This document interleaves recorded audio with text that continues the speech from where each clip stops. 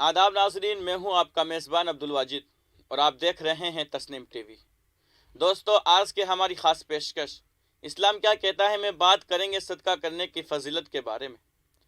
अल्लाह की राह में खर्च करना बड़े सवाब का काम है। जो लोग अल्लाह की राह में अपनी दौलत खर्च करते हैं, अल्लाह ऐसे लोगों को बहुत पसंद करता है।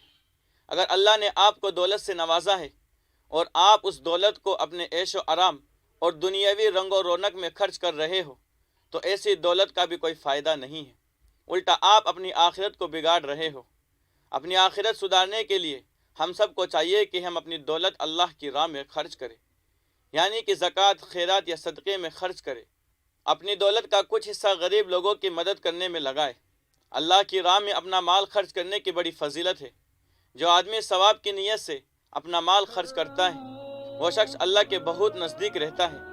अल्लाह ऐसे लोगों को हर मुसीबत और परेशानी से बचाता है।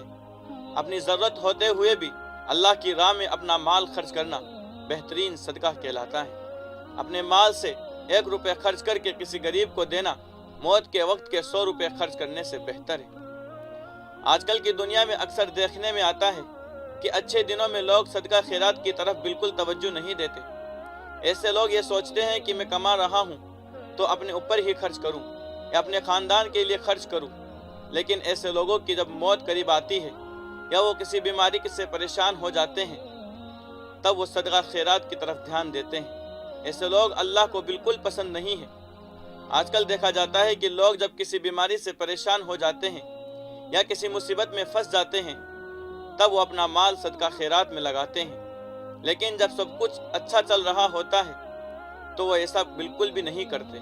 आजकल लोग बड़ी बड़ी बीमारियों जैसे कैंसर, हार्ट से जुड़ी बीमारी या डिप्रेशन से परेशान हैं, या जो लोग अचानक से कंगाल हो जाते हैं, उसके पीछे सबसे बड़ी वजह यही है कि वो अपना माल अल्लाह की राह में खर्च नहीं करते। ऐसे लोग जब ऐसी मुसीबत में फंस जाते हैं या किसी बीमारी के शिकार हो जाते हैं, तब लाखों रुपए हॉस्पिटल में लगाकर अपना इलाज करवाते हैं, फिर भी बिल्कुल सही नहीं होते। अगर हम अपना माल का कुछ हिस्सा सदका खैरात में लगा दे तो बेशक इन सारी मुसीबतों से बच सकते हैं। लाखों रुपए अपने इलाज में लगाने से बेहतर है अपने माल का कुछ हिस्सा सदका खैरात, ज़कात या फितरे में लगाए। अगर आप दिन के 100 रुपये भी कमाते हैं तो उसमें से 1 रुपया या 5 रुपये रोज़ किसी गरीब को दे दे, तो वो गरीब जो आपको दुआ देगा, उस दुआ से आप हज़ारों मुसीबतों से बच सकते हैं। अल्लाह के रसूल सल्लल्लाहु अलैहि वसल्लम फरमाते हैं कि सदका और खैरात आपको बलाओं से महफूज रखता है। सदका खैरात करने से आप बड़ी से बड़ी मुसीबतों से बच सकते हो। सदका बलाओं को टाल देता है। माल पैसा खर्च करना ही सदका नहीं, बल्कि सवाब का छोटे से छोटा काम भी सदका कहलाता है। अल्लाह के रसूल सल्लल्लाहु अलैहि वसल्लम फरमाते हैं कि इंसाफ करना भी सदका है। किसी को सवारी पर सवार करने में मदद देना भी सदका है। रास्ते में पड़ी तकलीफ देने वाली चीज़ को हटा देना भी सदका है। जो आदमी खेती करता है और हज़ारों लोगों को अपनी मेहनत से उगाया अनाज देता है, वो भी सदका है। किसी ने साया के लिए पेड़ लगा दिया, ये भी एक तरह का सदका है। परिंदों को खाना देना भी सदका है।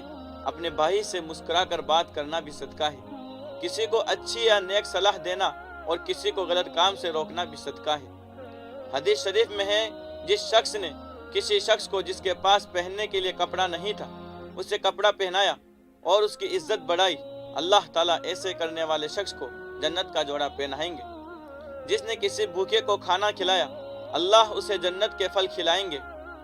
जिसने किसी प्यासे को पानी पिलाया और उसकी प्यास बुझाई, अल्लाह उसे जन्नत की शराब पिलाएंगे। सदका की बरकत से अल्लाह का अजाब ठंडा हो जाता है। अगर अल्लाह को राज़ी रखना चाहते हो तो सदका खैरात करते रहो, ताकि उसकी बदौलत से आपको दुनिया और आखिरत में खुशहाली मिल सके और ज़िंदा रहते हुए आपको किसी मुसीबत का सामना न करना पड़े। अल्लाह हमें अपने माल का कुछ हिस्सा सदका और खैरात में लगाने की तौफीक अता फरमाए, आमीन। आज के इस खास पेशकश इस्लाम क्या कहता है में बस इतना ही। अगले एपिसोड में फिर हाजिर होंगे इस्लाम से जुड़ी किसी और मालूमात को लेकर। अल्लाह हाफिज़।